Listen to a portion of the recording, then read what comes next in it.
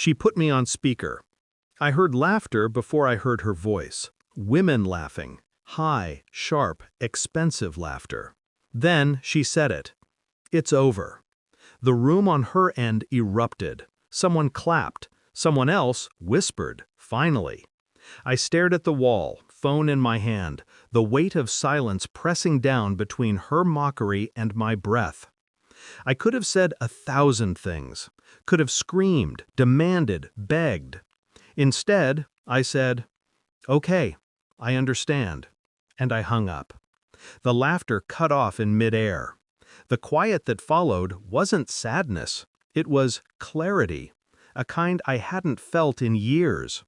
When you've lived long enough with someone who feeds off your restraint, you'll learn that silence is its own kind of violence. By morning, I was gone. By noon, her father was calling her, voice shredded from panic. The house, dear God, what did you just let him do to the house? She used to mock the way I loved things quietly. Books lined in order. The old oak desk my father built. The faint hum of the ceiling fan over long conversations that had stopped being honest years ago. She liked her world loud. Dinners, friends, lights, attention.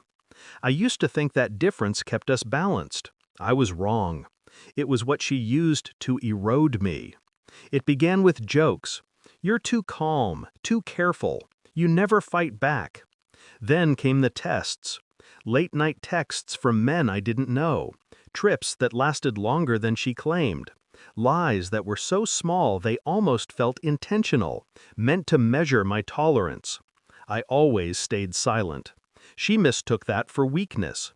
Her father, old money, old pride, had bought us the house, called it a wedding gift, but I knew better.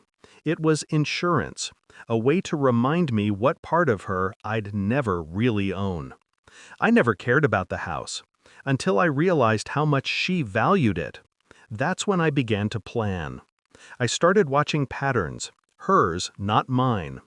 Every Friday she went out with friends. Always the same perfume, always the same lie about whose car she'd take. Her stories changed in small ways.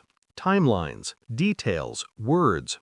She didn't notice I was memorizing them. Her father's company had transferred property rights through a trust. Her name wasn't on the deed yet, but it would be after 5 years of marriage. That 5th year was next month. She'd waited just long enough to humiliate me publicly before making her exit. I smiled through it all, cooked dinner, kissed her forehead, let her believe she'd broken me. At night, I mapped every inch of the house, electrical, plumbing, foundation. Not out of malice, out of precision. I'd built things before, and I knew how to unmake them cleanly. A week before she ended it, I transferred ownership quietly, through a clause she'd signed without reading when she handed me power of attorney during a vacation. She thought it was paperwork for taxes. The house wasn't hers anymore. It wasn't even her father's. It was mine. And soon, it would belong to no one. When her father's voice broke through the phone, I imagined the scene.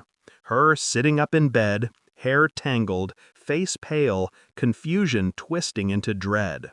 "What do you mean, the house?" she'd ask. And he'd tell her. How the foundation had collapsed from an internal fault.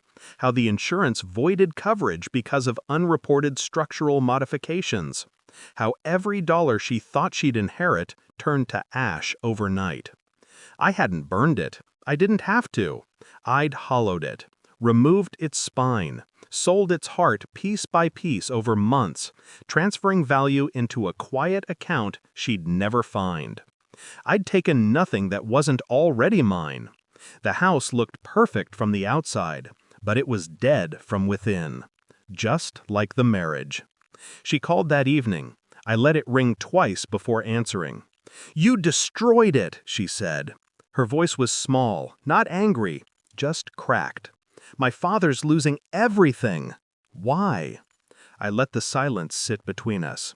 Then, "You shouldn't put people on speaker when you plan to humiliate them." Her breath caught. "You heard that?" I heard everything. She started crying, not because she cared about me, but because she finally understood what I'd done. The laughter from her friends had turned to pity by now. Her father's fortune, her safety net, her image, all gone. I didn't need to raise my voice. The quiet did it for me. "Tell your friends," I said softly, "that you were right. It's over." And I hung up. It's been 3 weeks. The lot where the house once stood is nothing but leveled dirt now.